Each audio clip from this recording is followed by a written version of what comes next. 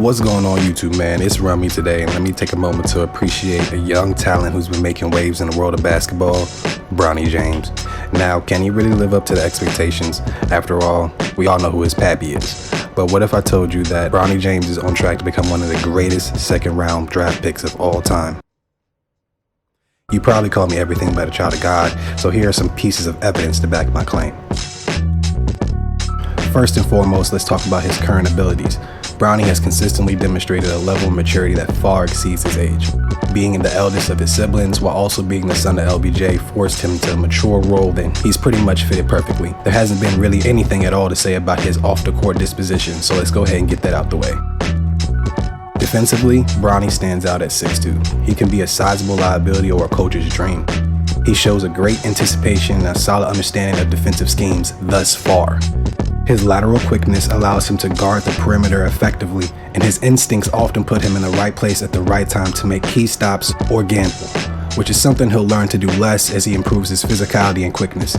A quick list of 6'2" players who are not superstars in the NBA: Emmanuel Quickley, Colin Sexton, Tyus Jones, Miles McBride, DeAnthony Melton, Monte Morris, Patrick Beverly, Marcus Sasser, Bones Highland, Gabe Vincent, and Dennis Smith Jr.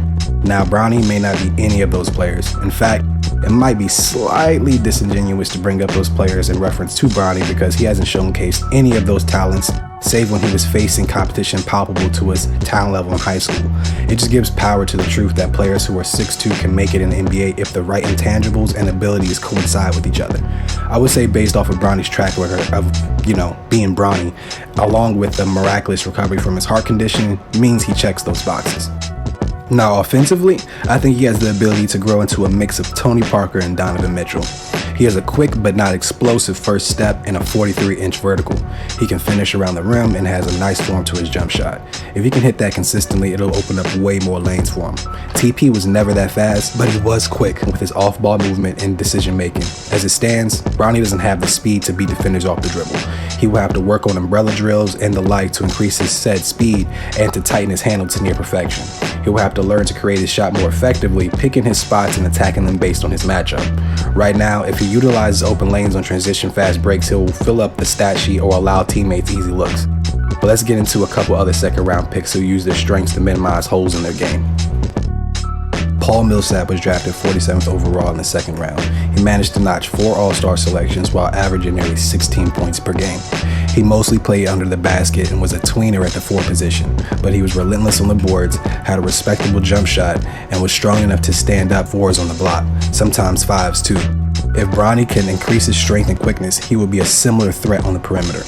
Growing up in the shadow of LBJ can be daunting, but Bronny has embraced it as motivation. He's a gym rat, constantly working to improve his game, whether it's shooting, strength training, or studying film.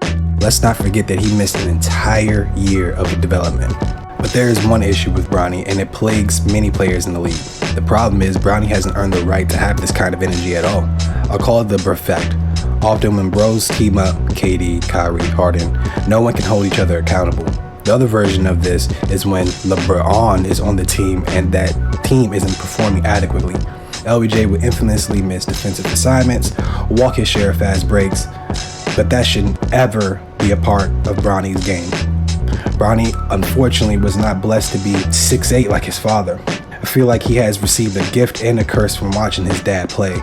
The gift of having that post-game insight, but the curse may be more detrimental, seeing that the many of times LeBron has stood palm side up when it was his defensive lapse is something I'd rather never see Bronny do. Not saying that Bronny has done that, I hadn't seen that in Summer League thus far, but his posture has indicated that he is either tired, which is totally reasonable considering the fact that he lost that year of development, or he's disinterested, which can be fixed with training or training camp. In conclusion, Bronny James is not just another second-round pick. He's a unique blend of innate talent, intelligence, and work ethic. His current performances indicate a trajectory that could see him becoming one of the best second-round draft picks of all time. As he continues to develop and refine his game, there's no doubt that he has the potential to leave a significant mark on the NBA. Casual fans complain about the nepotism while living in their parents' basement, so we really don't care about that aspect of the sport, or that life in general. It's always been about who you know. Also, the overall analysis of a 55th overall pick that missed a year of development will always come across disingenuous. What the hell has a 55th pick traditionally done for a team? Stupid.